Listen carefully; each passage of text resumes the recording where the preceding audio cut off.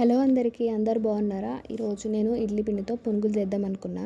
అయితే ఇడ్లీ పిండి చూస్తే కొంచెమే ఉంది. సరేలే, దాంట్లో కొంచెం నేను గోధుమ పిండి, జీరా, సోడా అవన్నీ కలిపి నాక చాపర్లో నేను పచ్చిమిర్చిని, ఆనియన్స్ని చిన్న చిన్న ముక్కల్లాగా చాప్ చేసిన తర్వాత ఈ ఈ పిండిని, ఈ వీట్ ఫ్లోర్ని ఇదంతా ఇడ్లీ పిండిలో వేసి అది దాంట్లో కొన్ని వాటర్ వేసి ఈ ప్రాసెస్ అంతా ఉంటుంది కదా, కలపడము బాగా గిలగొడితే మంచిగా పిండి మంచిగా అవుతుందని వేసిన. మీకు ఎట్లాగో ఆ ప్రాసెస్ తెలుసు కదా.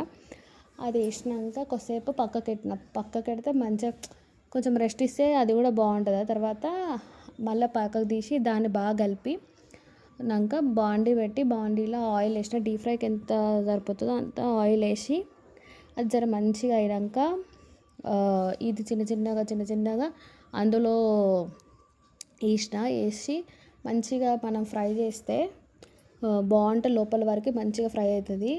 నేను దీంట్లో ఆల్రెడీ పచ్చిమిర్చి అవన్నీ వేసిన, మళ్ళీ చట్నీ వేయలేదు.